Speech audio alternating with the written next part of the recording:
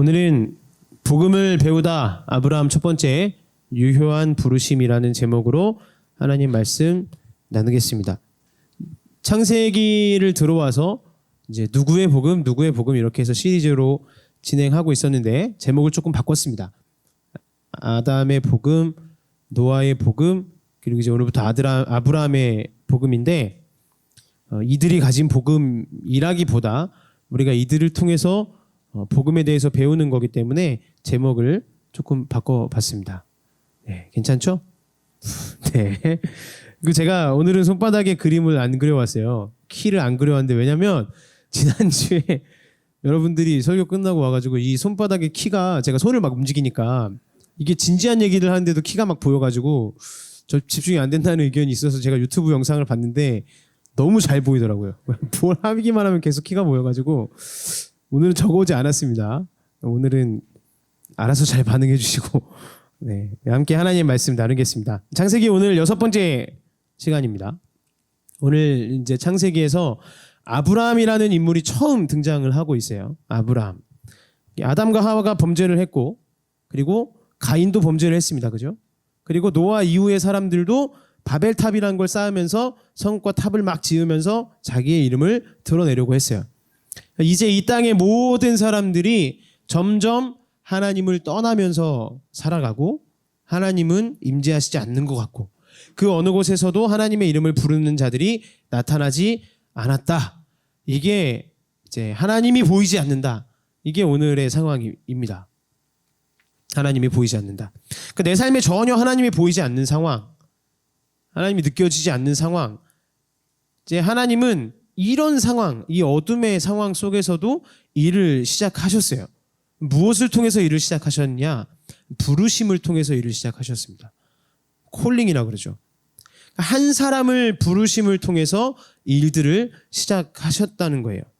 오늘 하나님께서 아브라함을 부르신 이 사건을 통해서 그럼 도대체 하나님이 나를 부르신다는 게 무슨 뜻인지 그 무슨 의미인지를 살펴볼 건데요. 세 가지로 나눠서 살펴보겠습니다. 첫째는 부르심의 특징. 두 번째는 부르심의 요구사항이 뭐냐? 요구. 셋째는 유효한 부르심이 그러면 무슨 뜻인가? 세 가지로 나눠서 살펴보도록 하겠습니다. 첫째로 부르심의 특징이에요. 그러니까 하나님의 부르심은 어떤 특징이 있냐는 건데 세 가지가 있습니다. 조건, 주도권, 확인. 뭐라고요? 세 가지? 조건, 주도권, 확인. 네, 세 가지. 감사합니다, 여러분. 자, 그러면 조건부터 살펴봅시다. 창세기 저자가 이 아브라함의 부르심을 얘기할 때 그의 조건부터 얘기를 하고 싶어 해요. 오늘 본문 앞에 창세기 11장 27절을 보시면 아브라함을 바로 얘기를 하고 있지 않고 아브라함의 얘기를 바로 시작하지 않고 그 사이에 무슨 얘기를 집어넣고 있습니다. 뭐냐면 그 아브라함의 아버지에 대해서 얘기를 하고 있어요. 27절 화면으로 있는데 한번 같이 읽어볼까요? 시작. 데라의 족보는 이러하니라. 데라는 아브람과 나홀과 하란을 낳고 하란은 롯을 낳았으며. 자, 왜 아버지부터 시작할까요? 그냥 아브라함이 믿음의 조상이고 아브라함을 이렇게 부르실 거면 다른 얘기 나오지 말고 바벨탑 사건 나왔다가 그냥 바로 뭐 이렇게 아브라함 얘기 나오면 될 것 같은데 그 안에 아브라함의 아빠 얘기를 해놨다는 거죠. 왜 그랬을까요? 이 아버지 데라는 우상을 숭배하는 사람이었기 때문에 그렇습니다. 그러니까 아브라함의 아버지가 어떤 사람이었냐? 하나님을 떠난 사람이었다는 거예요. 하나님을 떠나서 우상을 섬기던 사람. 창세기를 읽고 있었던 그 이스라엘 백성들이 아브라함의 아버지를 알고 있었을 거예요. 왜냐하면 그들이 창세기를 읽었을 때 이 내용들을 다 봤으니까요. 그죠? 그러니까 여호수아가 아브라함의 아버지에 대해서 이렇게 얘기를 합니다. 여호수아 24장 2절을 보면 여호수아가 모든 백성에게 이르되 이스라엘의 하나님 여호와께서 이같이 말씀하시기를 옛적에 너희의 조상들 곧 아브라함의 아버지 나홀의 아버지 데라가 강 저쪽에 거주하여 다른 신들을 섬겼으나 이렇게 소개를 하는 거예요. 아브라함의 아버지가 어떤 사람이었냐? 다른 신들을 섬기는 사람이었다. 이걸 분명히 성경에서 밝히고 있다는 거죠. 그러니까 이런 사람의 아들이 아브라함이다. 우상을 숭배하던 사람의 아들이 아브라함이다. 여러분의 이해를 돕기 위해서 되게 쉽게 설명하자면 이 앞에서 제가 전도사로 서 있고 여러분한테 말씀을 전하고 있지만 저희 아버지가 이만희 교주다. 이 얘기랑 비슷한 거예요. 이만희를 섬기는 한 사람이 내 아버지다. 제 아버지다. 뭐 이런 얘기입니다. 그러니까 우상을 섬기는 사람의 아들이 아브라함이었다. 이 얘기를 창세기 저자가 분명하게 밝히고 얘기하고 싶어 한다는 거예요. 그러니까 창세기 저자는 일부러 지금 부르심의 조건에 대해서 얘기를 하는 건데 하나님이 어떤 사람을 부르시냐? 기존에 하나님 앞에서 잘 서 있던 사람을 부르실까요? 그럴 수도 있지만 아니라는 겁니다. 부모님이 나를 위해서 예전에 막 기도를 많이 해줬기 때문에 내가 모태신앙으로 신앙을 잘 지켰기 때문에 하나님이 나를 부르셨다? 그것도 아니라는 겁니다. 하나님의 부르심에는 조건이 없어요. 하나님의 부르심은 무조건적입니다. 그 우상 숭배를 하던 아버지의 아들도 하나님이 부르시니까 열방의 아버지로 쓰임을 받는다. 하나님의 조건에는 부르심이 없어요.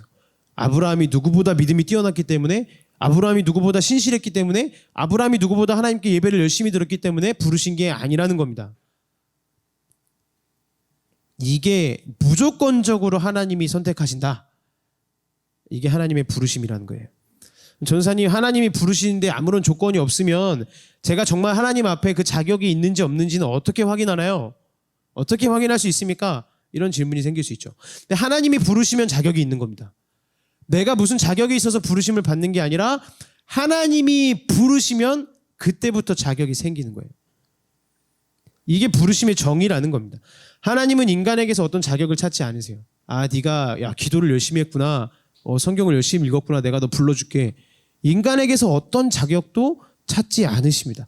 하나님이 부르신다는 것 자체에 자격이 있다는 거예요. 그래서 그 부르심은 은혜로 주어지는 겁니다.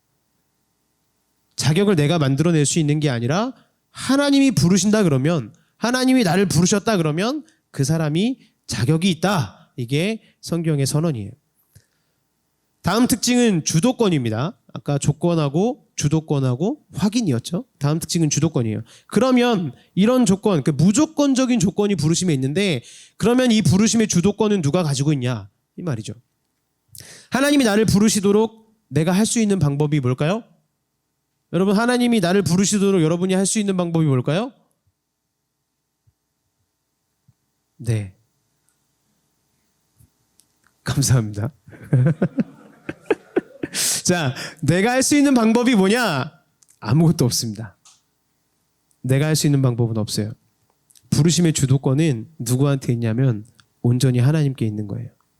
제가 전도폭발 훈련을 받을 때 많은 청년들을 만나서 복음을 전했는데 이 복음을 전하고 막 얘기를 나누고 하면서 제가 이걸 물어봅니다. 마지막 헤어지기 전에 마지막 단계에 이걸 물어봐요.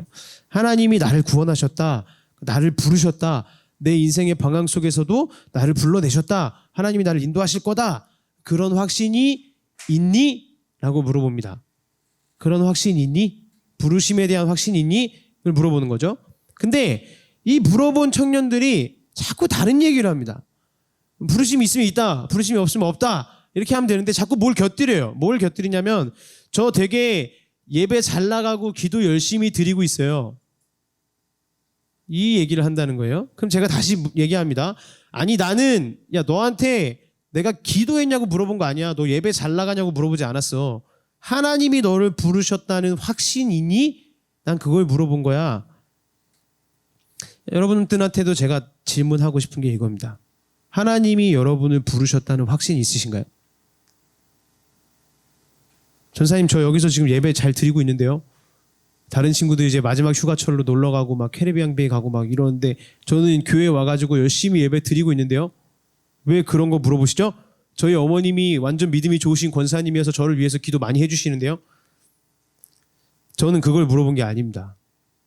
다시 묻겠습니다. 하나님이 개인적으로 나를 부르셨다는 확신, 그 확신이 있으십니까? 그게 없으시면 굉장히 죄송하지만, 송구스럽지만 신앙생활 시작하신 게 아니에요. 우리가 이런 질문을 진지하게 대하기 시작하면 우리 마음이 계속 불편해집니다. 이런 설교 들으면 되게 불편해요. 왜냐? 이 하나님의 부르심은 사람한테 선택권을 전혀 주지 않았기 때문에 그래요. 주도권이 하나님께 있다. 이게 지금 성경이 선언하고 있는 내용입니다. 오늘 주변의 상황이나 어떤 분위기에 이끌려서 내가 교회 언저리에 계신 분이 계시다면 권면하고 싶어요. 내가 뭐 주변에 기대 때문에 내 부모님 때문에 전도사님이랑 친해서 교회 다녀준다. 이런 소리 하시면 안 됩니다. 어차피 옆에서 부모님이나 전도사가 아무리 얘기하고 떠들어도 하나님 직접 부르시기 전까지는 신앙생활 시작할 수 없어요. 우리가 하나님을 선택할 수 있다고 생각하시면 안 됩니다. 하나님은 그렇게 말씀하시지 않았어요. 부모님이 기도 많이 했기 때문에 내가 언젠가는 하나님한테 돌아갈 거야. 나를 위해서 기도해 주는 사람들이 많아서 내가 지금은 이렇게 살지만 뭐 언젠가는 하나님한테 돌아가겠지. 하나님은 그런 식으로 부르시지 않으십니다. 전사님, 제가 잠깐 떠나 있다가 그냥 원하면 돌아올 수 있는 거잖아요. 제가 뭐 잠깐 이렇게 교회 좀 멀리 했다가 내가 지금 삶이 힘드니까 교회 잠깐 떠났다가 제가 돌아올 수 있잖아요. 돌아오면 되잖아요. 저도 청년들한테 그렇게 얘기합니다. 청년들 신방 나가서 막 부모님이 저 너무 교회 나가는 거 강요해가지고 오히려 교회가 싫어졌어요. 그럼 어떻게 해야 돼요? 그러면 저는 오히려 쉬라 그럽니다. 몇 달 쉬어. 괜찮아. 네가 하나님 앞에서 떠나지만 않는다면 상관없어. 몇 달 쉬면서 나랑 연락만 하고 지내자. 이렇게 얘기해요. 그러니까 떠나는 거 뭐 괜찮습니다. 떠났다 돌아올 수 있어요. 그런데 이런 생각 자체가 잘못됐다는 겁니다. 내가 떠났다가 내가 돌아올 수 있다? 하나님의 부르심은 그런 모습이 아니라는 거예요. 성경은 부르심을 그렇게 얘기하지 않습니다. 부르심의 주도권은 전적으로 하나님께 있어요. 내가 선택했다, 내가 선택하는 부르심, 하나님은 그런 부르심을 인정하지 않으십니다. 하나님이 부르셨습니다. 오늘 제가 여기 서 있는 이유는, 우리가 여기 앉아 있는 이유는 하나님이 부르셨기 때문이에요. 나에게 자격이 있기 때문이 아니라, 나에게 무슨 자격이 있었기 때문이 아니라는 겁니다. 우리는 스스로의 힘으로 하나님을 찾을 수 없어요. 스스로의 힘으로 하나님께 나아갈 수 없습니다. 제 핸드폰에 스타벅스 기프티콘이 있어요. 꽤 많이 들어있습니다. 물론 우리는 로고스 카페를 애용해야 되겠지만 우리들끼리만의 비밀로 하고, 제가 예배 끝나고 커피 쏘겠습니다. 이게 자, 환호라도 나올 줄 알았는데, 예. 자, 예배 끝나고 커피 쏘겠습니다. 와, 네. 이게 이제 부르심이에요. 뭐의 부르심이면 커피의 부르심이죠. 커피의 부르심. 누구한테? 제가 불러내는 사람들한테 대한 커피의 부르심이에요. 그죠? 근데 제가 커피 기프티콘, 스타벅스 기프티콘이 있다는 거 드러내지 않았으면, 여기서 말하지 않았으면 여러분들이 몰랐겠죠. 그죠? 그리고 오늘 제가 카톡해서 커피 먹자, 야 커피 마시자, 누군가한테 이제 하겠죠. 그럼 주도권이 누구한테 있는 거예요? 이 커피의 부르심의 주도권이 누구한테 있는 거죠? 저한테 있습니다. 제가 불러내는 사람들이 부르심을 받는 거니까요. 마찬가지입니다. 우리 인생의 부르심의 주도권이 하나님한테 있다는 거예요. 하나님이 드러내시기 전에는 알지도 못하는 겁니다. 우리에게는 전혀 자격이 없다. 이게 부르심에 대한 성경의 선언이에요. 마지막 특징이 뭐냐? 부르심, 아까 확인이라고 했죠. 부르심의 확인인데, 그러면 전도사님, 도대체 하나님이 나를 부르셨다는 걸 그럼 어떻게 확인할 수 있습니까? 부르심에는 조건도 없고 무조건적인 조건에 그 주도권은 다 하나님한테 있다는데, 그러면 어떻게 그걸 확인할 수 있나요? 도대체 부르심이란 말이 뭡니까? 이게 이제 문제인 거죠. 부르심은 두 가지의 부르심이 있어요. 이걸 확인해 보시면 내가 부르심을 받았는지 안 했는지를 확인할 수 있습니다. 외적인 부르심이 있고 내적인 부르심이 있어요. 외적인 부르심은 뭐냐? 우리가 살아가다가 이 하나님이 자신을 드러내시는 순간, 자신을 소개하시는 그런 얘기들이 내 귀에 들려온다. 이게 외적인 부르심입니다. 지금 우리가 예배를 드리고 있죠. 이렇게 예배를 드리고 있어요. 그리고 제가 막 설교를 하고 있습니다. 하나님에 대해서 설교를 막 해요. 그러면 지금 이 설교가 외적인 부르심인 거예요. 이 설교를 통해서 하나님이 지금 하고 계시는 일이 뭐냐면 자신을 드러내고 계시다는 거예요. 이 예배 시간을 통해서 자기를 지금 우리한테 막 드러내고 계십니다. 우리가 하나님을 스스로 찾을 수 없다고 말씀드렸죠. 그 추론에서 우리는 하나님에 대해서 생각할 수 없어요. 우리의 생상으로 채워지는 분이 아니니까. 그렇기 때문에 하나님이 직접 찾아오셔서 보여주시고 들려주셔야 됩니다. 이 예배 시간에 지금 그 작업들이 이루어지고 있는 거예요. 이게 외적인 부르심이에요. 주변에서 누가 자꾸 나한테 하나님 얘기하고 막 자꾸 예수님 얘기하고, 이게 외적인 부르심이라는 거예요. 자꾸 옆에서 교회 가자 그러고. 이게 외적인 부르심이에요. 이런 일들이 자꾸 일어난다는 거죠, 우리 주변에. 그런데 이거는 외적인 부르심이 그냥 표면적인 부르심일 뿐입니다. 이걸로는 부족한 거예요. 이걸로는 우리의 구원을 이룰 수가 없어요. 진짜 더 깊이 들어가서 부르심이 필요한데, 그건 뭐냐면 내적인 부르심이 필요합니다. 내적인 부르심은 뭐냐? 우리가 예배를 통해서든 친구를 통해서든 주변 사람을 통해서든 막 하나님을 들어요. 하나님에 대한 걸 듣습니다. 하나님이 나를 구원하시기 위해서 예수님을 이 땅에 보내셨고 나의 헛된 삶들의 대가를 십자가에서 대신 지셨다. 이걸 막 들어요. 이 말을 듣는데 이 외적인 부르심에 더 나아가서 이런 말들을 듣다 보면 어느 순간 야, 정말 그분이 나를 위해서 모든 것을 주신 분이라면, 정말 그분이 십자가에서 나를 위해서 죽으신 분이라면 그분이 내 삶의 주인이 되셔야 되는구나. 이런 생각이 들기 시작하는 그때 이 내적인 부르심입니다. 그러면서 내 모든 통제권, 내 삶의 통제권들에 대해서, 내 삶의 주인에 대해서 다시 생각해 보게 되기 시작하고 그분에 대해서 마음속으로 자꾸 신경이 쓰이고 인식하게 되고 그분이 원하시는 게 뭘까? 예수님이 원하시는 삶이 뭘까? 이 생각하기 시작한다면 내적인 부르심이 내 안에 시작됐다는 거예요. 이제 예를 들어서 한번 설명해 볼게요. 한 대학교 선교단체에서 실제로 있었던 일입니다. A라는 친구와 B라는 친구가 있었어요. 이 둘이 한 간사님 밑에서 선교단체 사역을 했어요.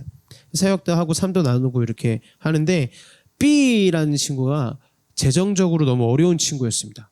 소년소녀 그 가장처럼, 소년소녀 가장처럼 재정적으로 너무 힘들고 가정에 문제가 많은 친구였어요. 그래서 B가 자기 상황이 어려울 때마다 A한테 가가지고 야, 돈 좀 빌려줘. 좀 이따 갚을게. 이렇게 막 돈 빌리고 막 이렇게 그렇게 해서 위기를 넘겼다는 거예요. 근데 A도 같이 대학생인데 무슨 돈이 많아서 막 돈을 빌려주겠어요. 그러니까 이렇게 조금씩 돈을 빌려줘봤자 B가 가지고 있는 삶의 문제는 해결되지 않았겠죠. 당연히 해결되지 않았겠죠. 그래서 이 A가 간사님한테 가서 이 상황을 설명을 합니다. 간사님, B가 이렇게 어렵게 삽니다. B가 이렇게 힘듭니다. 설명을 해요. 그랬더니 이 간사님이 어떻게 했냐면 자기 생활비를 한 8, 90%를 떼서 그걸 다 B한테 줬습니다. 근데 자기가 직접 준 게 아니라 자기가 준 걸 비밀로 하고 A를 통해서 B한테 줬어요. B는 지금 간사님이 뭐 어떤 자기를 도와주고 이런 걸 아무것도 모르는 거죠. 간사님이 이걸 비밀로 계속 해 나갔습니다. 근데 B가 계속 자기가 이 학비 지원받고 막 생활비 도움받고 막 친구한테 가서 돈 꿔야 되고 막 이 삶에 이제 지치기 시작한 거예요.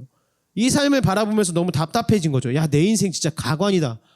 내가 이렇게 이팔청춘 완전 놀아야 되고 막 신나게 즐겨야 될 이 대학 생활에 나는 맨날 돈 빌리러 다녀야 되고 친구한테 굽신거려야 되고 누가 돈 나 안 빌려주면 난 살 수가 없고 이게 내 인생이 뭐냐 막 이런 느낌이 들었다는 거예요.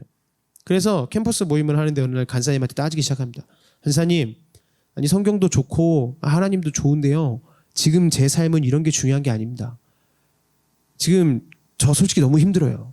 돈 구하러 다니느라 내 삶이 너무 비참해졌는데 그런 것도 모르면서 맨날 신앙에 대해서 막 성경 공부하라고 막 기도하라고 이런 거 강요하지 않으셨으면 좋겠어요. 제 인생을 잘 이해하지 못하시는 그런 간사님 밑에서 저 훈련받고 싶지 않습니다. 이렇게 불만을 얘기했어요. 그랬더니 옆에 있던 A가 얘기하는 거죠. 야, 아니야. 너가 지금 뭘 잘 몰라서 그래.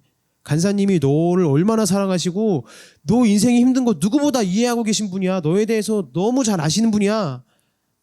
그랬더니 B가 이제 얘기하는 거죠. 야, 증거가 어딨어. 난 그런 말 너무 많이 들었어. 그래, 간사님이 나 사랑하는 거 말로는 들었지. 근데 증거가 없잖아. 나 모르겠어.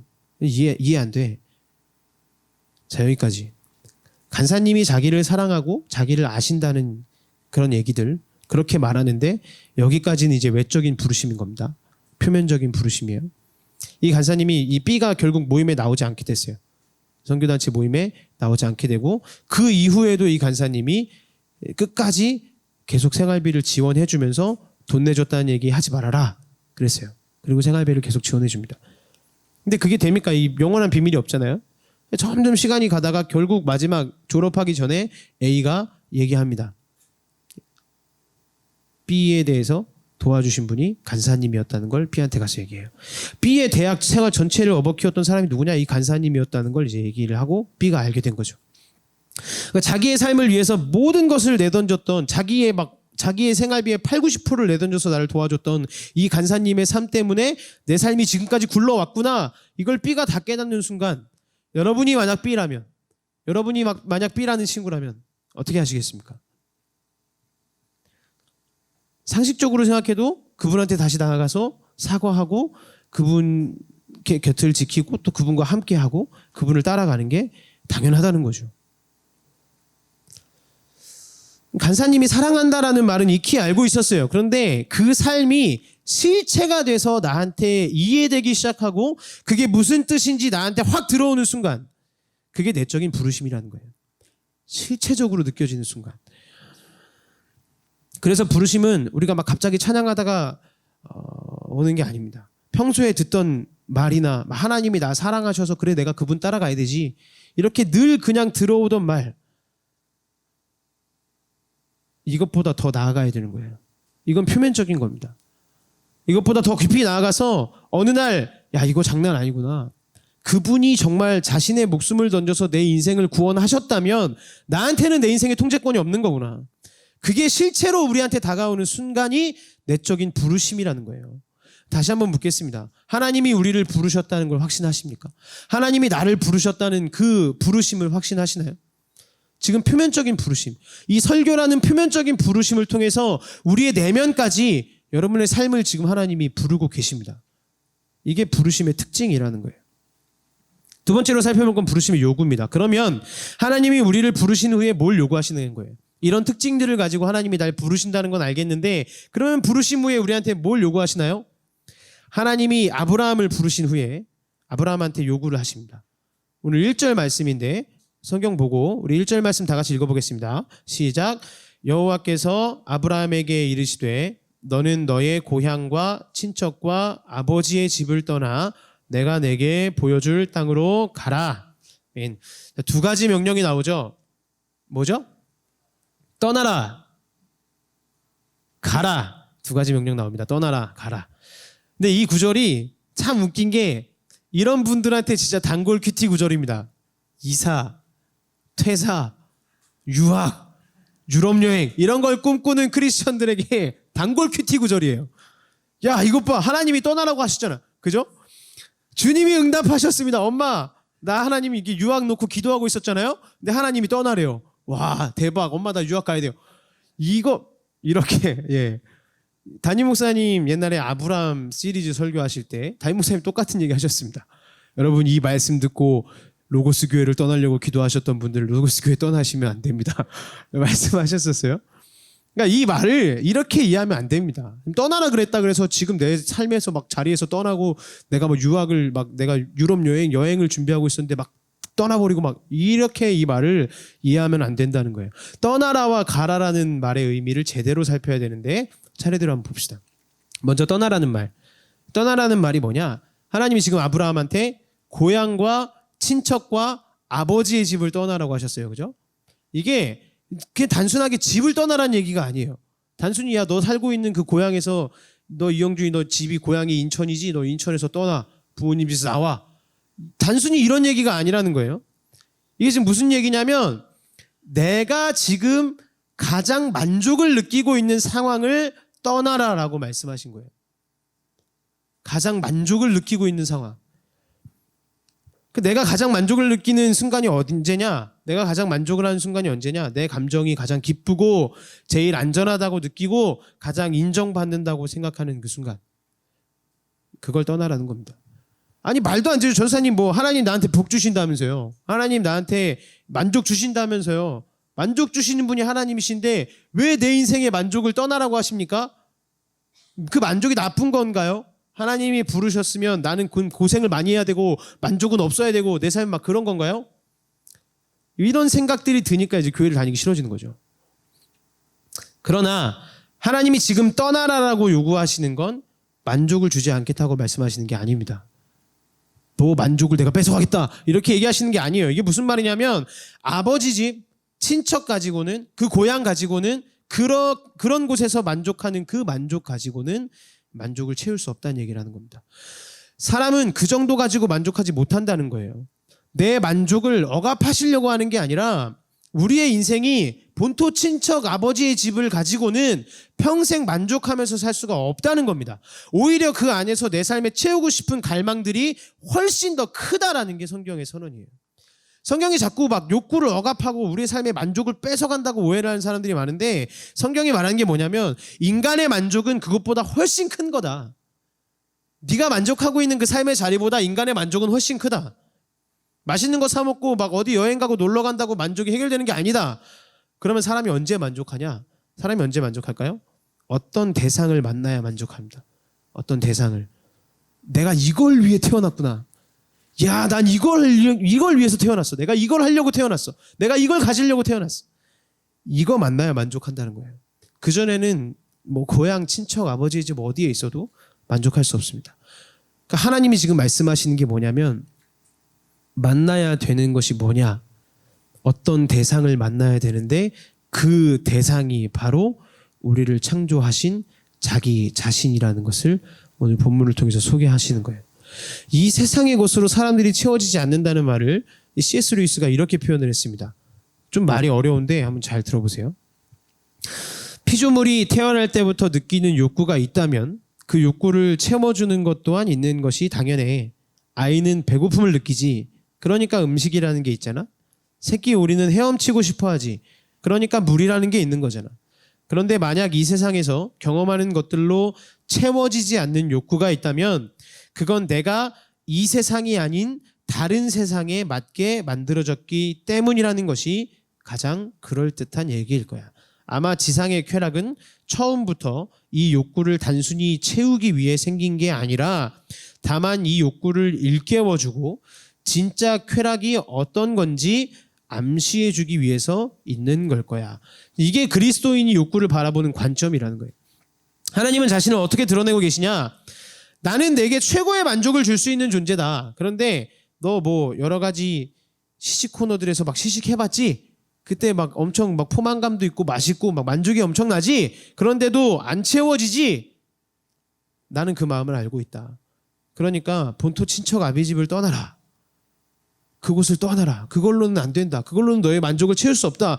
나는 너의 욕구를 억압하고 싶은 게 아니다. 나에게 와라. 이게 욕구에 대한 하나님의 부르심이라는 거예요. 아까 B라는 학생이 이 간사님의 존재를 알게 됐어요. 이 친구가 감격을 했습니다. 감격을 왜 하냐는 거죠. 왜 감격해요? 나를 위해서 돈을 많이 내줬기 때문에 감격하는 건가요? 아니면 나를 온전하게 서포트해주는 그 한 존재를 만났기 때문에 감격한 건가요? 후자라는 겁니다.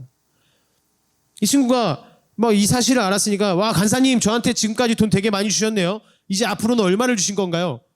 이렇게 물어보지 않는다는 거예요. 앞으로의 만족은 그게 아니라는 겁니다. 본토 친척 아비 집이 문제가 아니라 그와의 동행이 내 삶의 이슈가 되어지기 시작한다는 거예요. 그분이랑 도대체 무슨 일을 내가 앞으로 해나가는 거냐? 내가 그분과 어떻게 동행해 나가는 거냐? 이게 내 삶의 주제가 된다는 거예요. 다음 요구가 다음 명령이 가라였죠. 가라. 그러니까 하나님의 인도하심의 특징이 뭐냐? 목적지를 알려주시지 않습니다. 하나님 목적지를 안 알려주세요.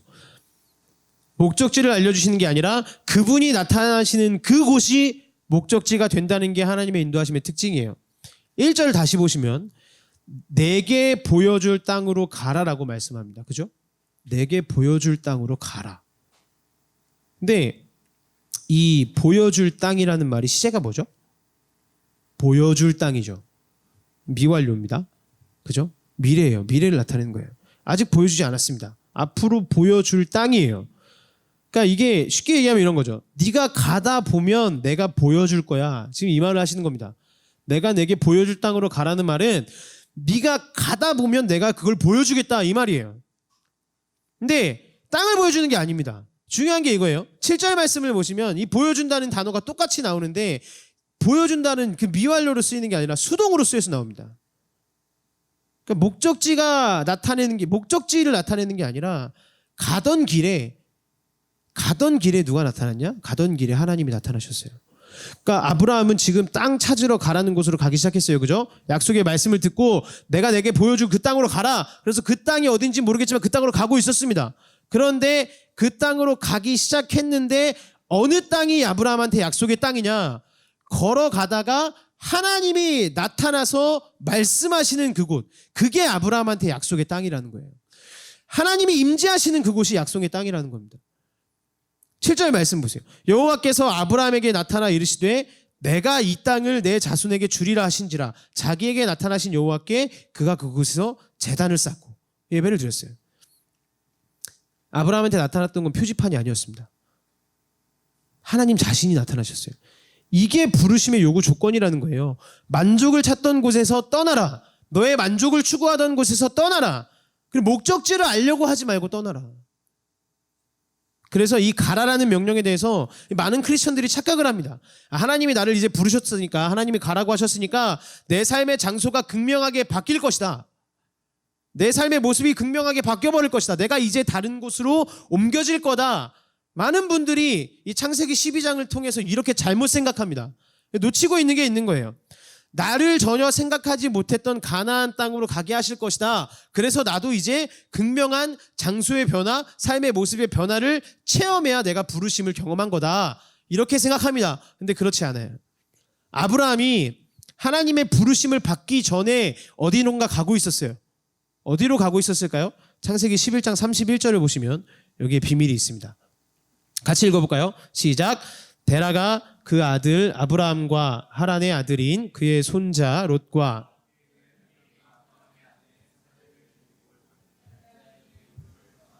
가나안 땅으로 가고자 하더니 하란에 이르러 거기 거하려 하였으며.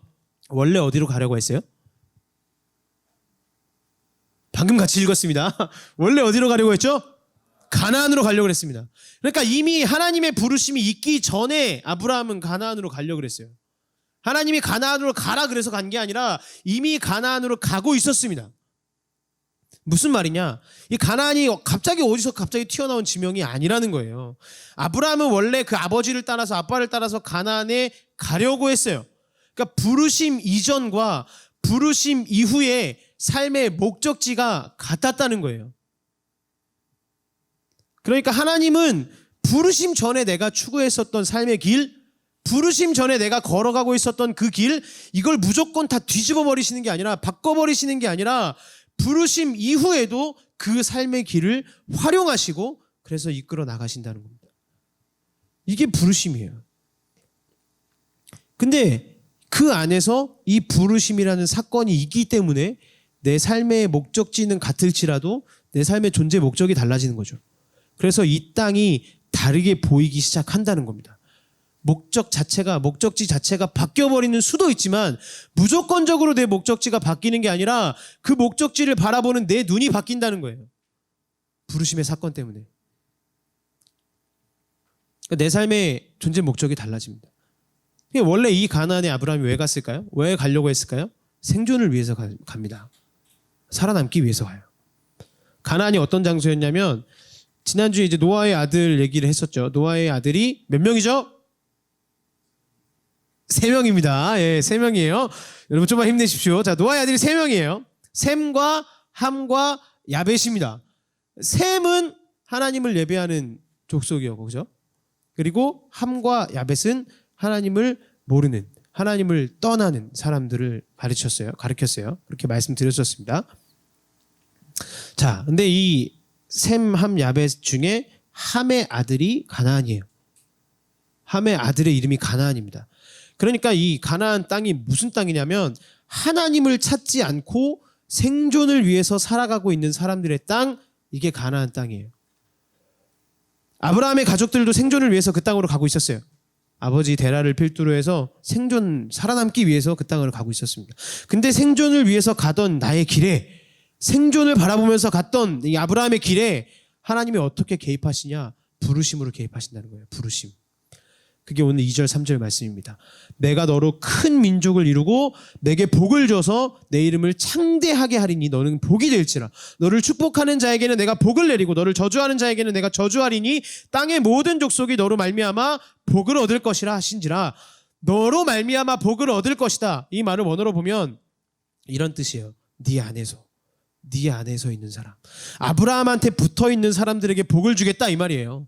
아브라함과 함께 일하는 사람들에게 내가 복을 주겠다. 이게 복의 근원이 되는 삶이라는 겁니다. 우리가 학교나 가정이나 직장에서 되게 많이 삶이 까칠까칠해지신 분 계신가요?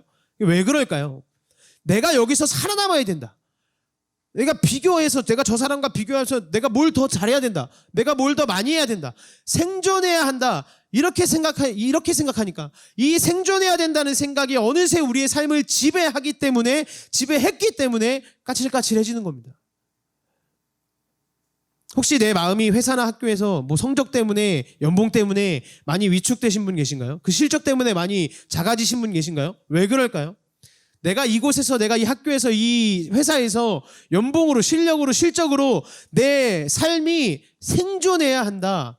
그 생각이 나를 한 주 동안 사로잡았기 때문이에요. 내가 왜 이렇게 지금 교만해져 있을까요? 나의 부르심이 잊혀졌고, 나를 부르신 하나님이 잊혀졌고, 내가 내 실력으로 이 자리에서 인정받은 사람이야. 내가 실력이 있고 내가 실적이 있으니까, 내가 성적이 좋으니까 내가 여기 있는 사람이야. 부르심으로 여기 있는 게 아니라 내 성적과 연봉으로 내가 여기 있는 사람이야. 그렇기 때문에 교만해지는 거 아닌가요? 부르심 다 사라졌다는 거예요. 하나님이 우리를 그렇게 부르시지 않으셨습니다. 마지막으로 살펴볼 것은 유효한 부르심이에요. 전도사님 참 말은 좋은데, 전도사님 말 되게 좋은데요, 그런 삶 사는 거 참 쉽지 않습니다. 성공도 해야 되고요, 연봉도 높아야 되고요, 성적도 잘 나와야 돼요. 근데 어떻게 그렇게 다 부르심만 바라보면서 살겠습니까? 아브라함도 마찬가지였어요. 부르심 이후에 아브라함이 처음 겪었던 게 뭐냐? 하나님의 부르심 이후에 아브라함이 처음 겪었던 건 약속의 위기입니다. 약속의 땅이라는 그 땅에 기근이 들었어요. 하나님이 분명 이 땅에 가면 내가 너를 복주겠다, 내가 너를 창대하게 하겠다, 이렇게 약속을 하셨는데 기근이 들었습니다, 땅에. 여러분, 우리 삶이 그렇지 않나요? 내가 열심히 기도하면서 준비해서 취업하러 갔더니 생각보다 연봉이 작아. 이거 좀 아닌 것 같은데? 하나님이 분명히 부르셨어요. 그래서 기도하면서 믿고 막 가가지고 회사에 취직을 했습니다. 근데 월급을 안 줘요. 막 3달씩 4달씩 월급을 밀립니다. 미치겠죠? 약속 맞나요, 이게? 하나님의 부르심 맞나요, 이게? 이 온갖 생각들이 다 든다는 거예요, 그런 우리의 삶에서. 10절 말씀을 보세요. 오늘 읽지 않았지만 본문 바로 다음에 나와 있는 10절 말씀입니다. 그 땅에 기근이 들었으므로 아브라함이 애굽에 거류하려고 그리로 내려갔더니 이는 그 땅에 기근이 심하였습니다. 아브라함이 어떻게 했죠? 약속이 있음에도 불구하고 그 기근을 만났을 때 아브라함은 도망갑니다. 도망갔어요. 하나님이 약속하셨던, 내가 이 땅에서 널 복 줄 거야, 내가 이 땅에서 너를 창대하게 하겠다, 너에게 복을 줄 거다, 그러니까 너 떠나면 안 돼. 그러나 아브라함은 바로 떠났다는 거예요. 너를 통해서 내가 약속의 자녀를 주겠다, 이렇게 약속하셨죠. 너의 아내인 사례를 통해서 내가 너에게 약속의 자녀를 줄 거다 그랬는데 애굽으로 도망쳐서 무슨 일까지 겪냐? 애굽 왕 바로가 자신의 아내까지 가로채려고 합니다. 이 하나님의 약속 전체가 파기될 위기에 놓인 거예요. 근데 이게 누구 때문에 그렇죠? 하나님 때문인가요? 아브라함 때문입니다. 아브라함의 잘못 때문에 그래요. 아브라함이 잘못했기 때문에, 아브라함의 잘못 때문에 하나님이 주신 약속이 파기될 위기에 놓였다는 겁니다. 하나님의 약속을 저버리고 애굽 땅으로 도망갔어요. 애굽 땅에서 자신의 아내를 아내라 부르지 못하고 무슨 홍길동인 마냥 자신의 누이라고 속이면서. 그러니까 아브라함의 잘못 때문에 지금 약속이 파기될 위기에 놓인 거예요. 그런데 이 약속의 위기 속에서 아브라함 스스로가 잘못을 했지만, 아브라함의 잘못이 모든 걸 불러왔지만 하나님이 여기서 어떻게 대응하시냐? 아무리 그 사람이 약속을 깨트릴 위험에 처해도, 아무리 약속을 깨트리고 있어도 하나님의 뜻은 이루어진다는 겁니다. 이게 성경의 약속이에요. 오늘 창세기 12장 17절 말씀을 보면 여호와께서 아브라함의 아내 사레의 일로 바로와 그 집에 큰 재앙을 내리신지라, 이렇게 말씀합니다. 야, 너 그 여자 건드리지 말아라. 하나님이 직접 개입하셨어요. 그는 약속의 씨를 잉태할 사람이다. 너 건드리지 마라. 하나님이 모든 위기 속에, 아브라함의 실수로 일어난 모든 위기 속에, 아브라함의 잘못으로 일어난 모든 위기 속에 직접적으로 개입하셔서 막으십니다. 이게 하나님의 부르심, 그 하나님의 부르심 안에 있는 위대한 약속이에요. 이 한 문장을 잘 기억하세요. 굉장히 유명한 사람이 얘기한 말입니다. 네, 제가 얘기했어요. 자, 한 문장 잘 기억하셔야 됩니다. 인간의 실패는 하나님의 약속을 가로막을 수 없습니다. 이게 하나님의 약속의 진리예요. 인간의 실패는 하나님의 약속을 가로막을 수 없습니다. 내 개인의 실패는 나를 향한 그 하나님의 부르심을 가로막을 수 없다는 거예요. 이게 부르심의 약속입니다. 이걸 뭐라고 하냐면 이걸 유효한 부르심이라고 얘기해요. 유효한 부르심. 그러니까 유효하다는 말이 무슨 말일까요? 이 총신대학교 조직신학 교수님이신 강호산 교수님이 이 유효한 부르심에 대해서 이렇게 설명을 해요. 한번 읽어보세요. 유효한 부르심이란 부르심의 결과가 실패 없이 반드시 의도된 대로 성취된다는 의미에서 유효하다는 뜻이다. 유효한 부르심은 저항할 수도 없고 뒤집힐 수도 없고 깨어질 수도 없는 연합을 말한다. 부르심이 유효한 것은 그 결과가 아직 미완성으로 남아있는 부분이 있어서 점차적으로 완성이 된다거나 아니면 두고 봐야 알 수 있다. 이런 식의 어떤 여지도 부정한다. 어떤 청년이 저한테 와서 얘기를 한다고 생각해봐요. 전도사님, 하나님이 정말 저를 부르셨다면 제 삶이 지금 이런 어두운 상황인데 막 넘어질 것 같고 쓰러질 것 같은 상황인데 제 삶을 이런 상황 속에서도 잘 이끌어 주실까요? 이렇게 물어봤는데 제가 이렇게 대답합니다. 야, 두고 봐야 알지. 잘못된 답변이라는 거야.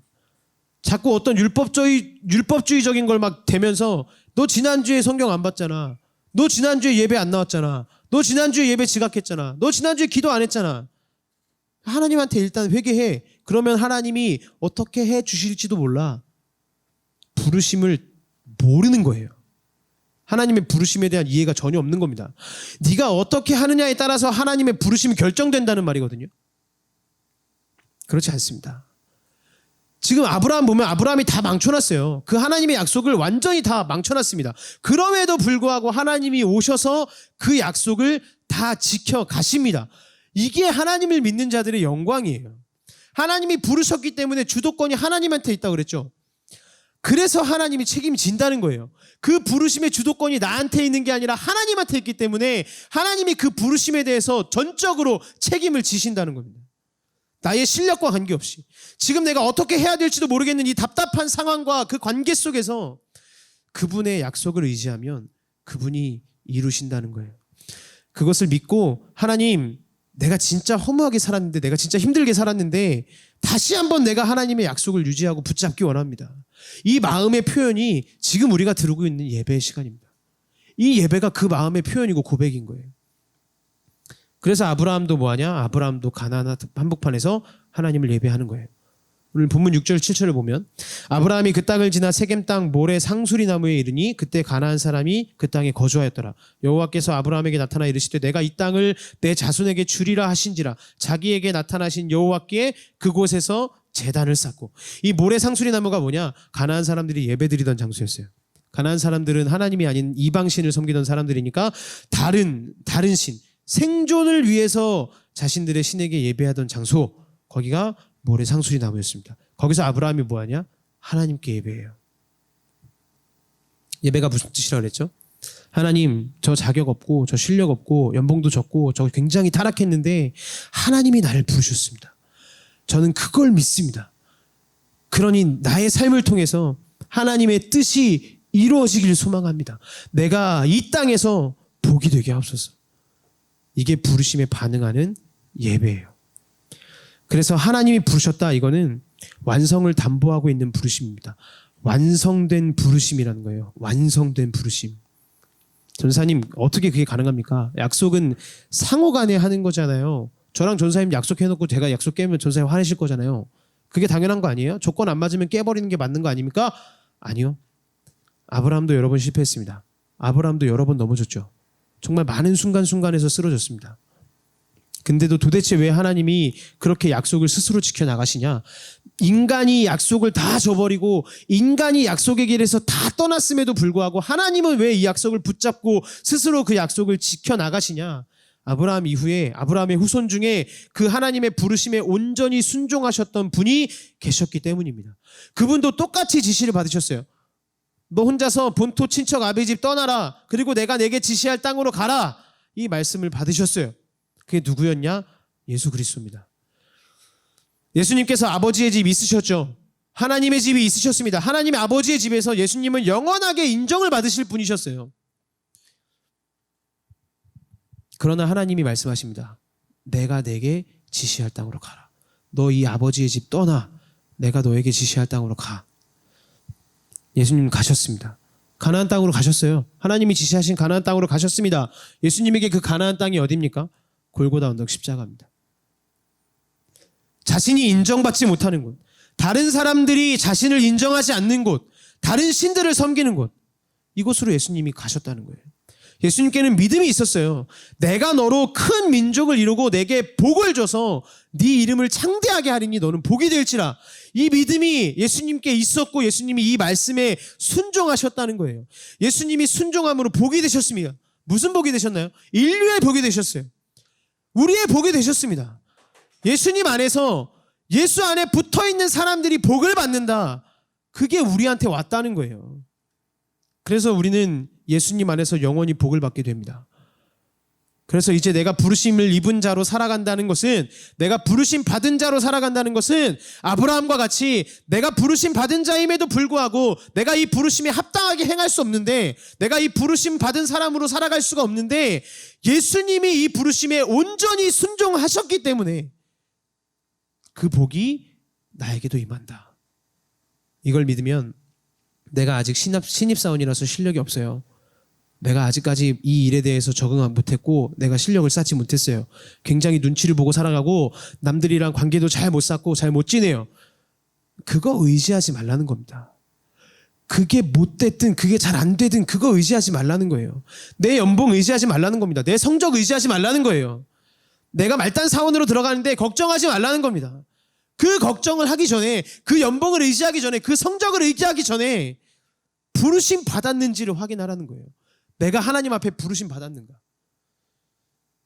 그 부르심을 확인할 때 나를 통해서, 내 인생을 통해서, 나는 실력이 없는 것 같고 나는 성적도 나쁜 것 같고 나는 계속 실수만 하는 것 같은데, 그런 나를 통해서도 이 일들이 이루어지고 어떤 프로젝트가 진행되어지고 사람들의 관계가 풀려지는 일들이 우리의 삶 속에 경험되어집니다. 내가 실력이 좋아서가 아니라, 내가 뭔가가 뛰어나서가 아니라, 내가 자격이 있어서가 아니라 내 안에 계신 예수 그리스도의 순종함 때문에 나를 통해서 복이 이루어질 것이다. 이게 그리스도인들의 부르심이에요.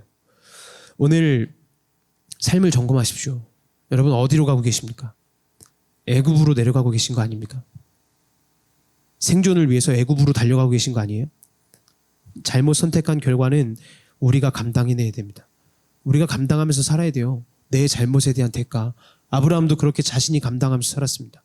여러분, 하나님이 부르셨다고 해서 내 삶을 내가 마음대로 살아도 선한 일들이 이루어진다? 그렇지 않아요. 나를 하나님이 부르셨다고 해서 내가 내 마음대로 막 살아가도 내 삶에 선한 것들이 이루어지고 만들어진다? 그렇지 않습니다. 아브라함도 그 약속을 떠나서 지금 애굽 갔죠. 애굽에서 아내 잃을 뻔한 개고생하고 돌아옵니다. 왜 그런 길을 걷냐는 거예요. 그러지 않아도 된다는 겁니다. 거기 아니다. 널 부른 사람 나다. 네가 복이 될 수 있는 가나안으로 너를 내가 이끌어 가겠다. 그래서 아브라함이 그걸 뒤늦게 깨닫고 가나안으로 돌아와서 뭐 한다고요? 다시 예배하기 시작하는 거예요. 내가 예배했던 곳, 내가 한때 부르심 받은 자라고 생각했던 그 마음으로 돌아왔다는 거예요. 이게 부르심의 회복입니다. 여러분 점검해 보시기 바랍니다. 이제 말씀 마칠게요. 남에게 복이 되기 위함인가요? 아니면 나의 편함을 위함입니까? 여러분 그 자리에 지금 왜 계신 거예요? 여러분 그 자리에 왜 서 계십니까? 하나님의 나라의 기준을 세우기 위하심인가요? 아니면 욕 안 먹기 위해 서 계신 건가요? 내 삶이 좀 더 잘 되기 위해서 서 계신 건가요? 어느새 굉장히 이기적으로 바뀐 거 아닙니까? 내 감정을 그냥 따라가고 있는 거 아닌가요? 아니면 그 하나님과의 친밀함에 삶의 방향을 두고 계십니까? 오늘 이 부르심을 다시 점검하고 유효한 부르심, 절대 실패하지 않는 부르심, 그분의 그 약속을 우리에게 주셨음을 받아들이시고 그분이 내게 주시는 복이 흘러넘치는 삶을 살아가는 모든 청년들이 되시기를 주님의 이름으로 축복합니다. 우리 함께 찬양하겠습니다.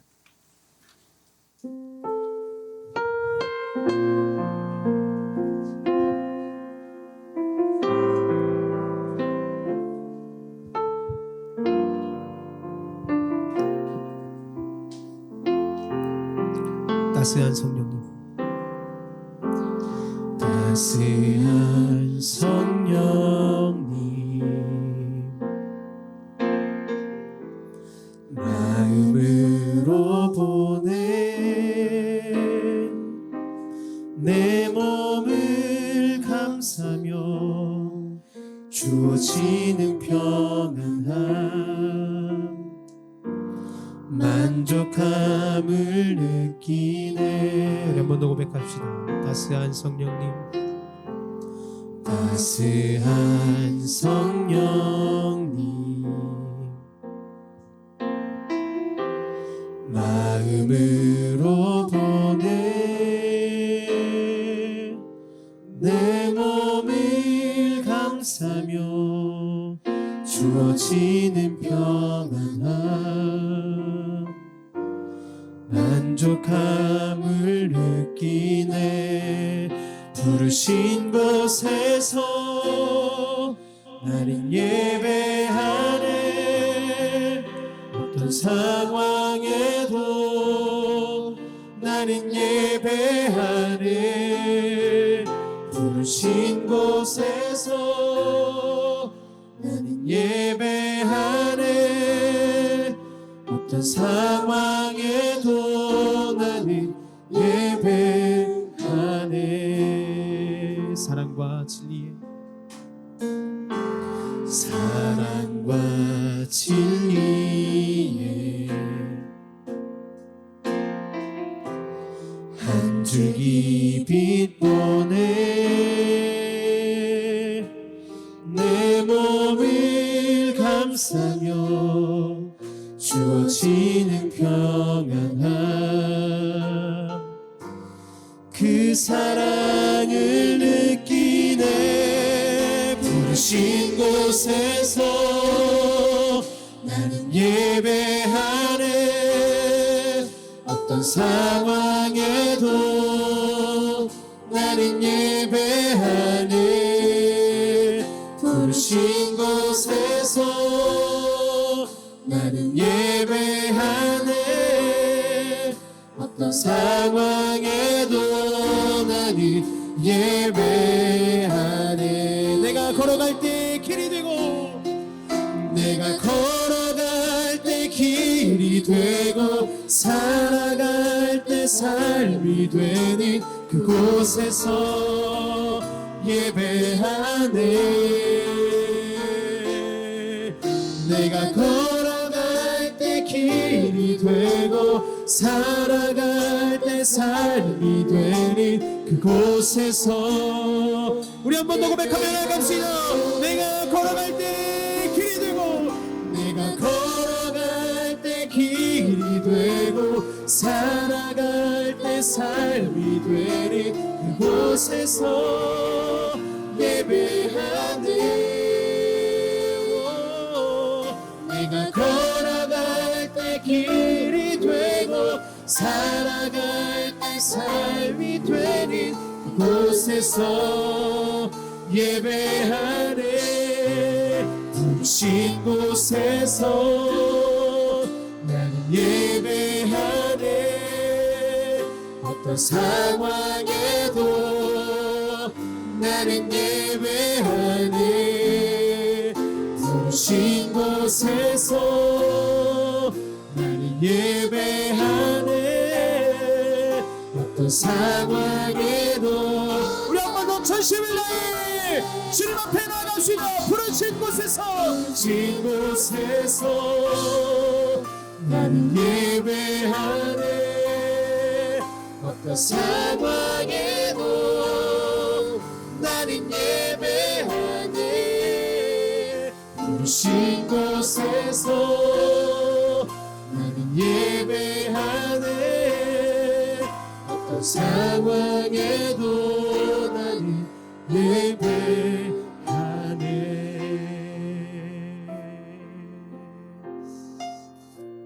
여러분, 말씀을 기억하며 우리 기도할 때에 여러분의 삶을 점검하십시오. 여러분, 지금 어디를 향해 가고 계십니까? 생존만을 바라보면서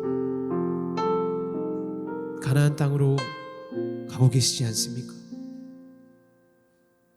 하나님이 약속해 주신 부르심의 땅을 바라보지 못하고 내 삶에 어려움이 닥쳐올 때, 내 삶의 땅에 기근 같은 일들이 찾아올 때에 그 부르심의 자리가 아니라 그곳을 떠나서 도망치고 있는 삶, 그 삶을 살아가고 계신 거 아닌가요? 하나님이 나를 부르셨음을 어느 순간부턴가 잊어버리고 그 부르심에 상관없이 지금 내 삶이 이거면 살 수 있을 것 같은 거, 이거 붙잡으면 내가 어떻게든 버텨낼 수 있을 것 같은 거, 이것만 있으면 내가 좀 나아질 것 같은 거. 여러분, 그거 붙잡고 계신 거 아닙니까? 정말 그럴까요? 그거 붙잡고 있으면 우리의 삶이 좀 나아질까요? 그거 붙잡고 있으면 내 인생에 좀 만족함이 생길까요? 그거 붙잡고 놓지 않고 그걸 위해서 살아가면 내 인생에 만족감들이 넘쳐날까요? 그렇지 않습니다. 사람은 그 안에서 만족할 수 없어요. 하나님의 부르심이 필요합니다. 여러분, 지금 여러분이 어느 삶의 자리에 서 계신지 이 시간 하나님 앞에서 정직하게 기도하십시오. 그리고 다시 한번 그 부르심의 자리로 나올 수 있도록, 하나님 나를 부르심을 믿음으로 실패하지 않는 유효한 부르심으로 나를 세워주셨음을 고백하며, 하나님 내가 다시 한번 그 부르심 앞에 나아가겠습니다. 내가 다시 한번 그 부르심 붙잡고 살아가겠습니다. 나를 부르신 그곳 가운데에서 하나님을 예배하며, 나를 부르신 그곳 가운데에서 하나님을 찬양하며, 하나님을 온전히 의지하는 삶, 그 삶을 내가 살아내겠습니다. 하나님 나를 붙잡아 주시고 내가 지금 어느 자리에 서 있는지를 온전히 발견하고 깨닫게 하시고 지혜를 부으셔서 온전히 그것을 바라볼 때에 하나님의 부르심의 회복으로 내가 이 시간 나아갈 수 있도록 하나님 나를 붙잡아 주십시오. 우리 이 시간 간절한 마음과 소망을 가지고 우리 주님의 이름 한번 부르고 다같이 통성으로 기도합니다. 주여,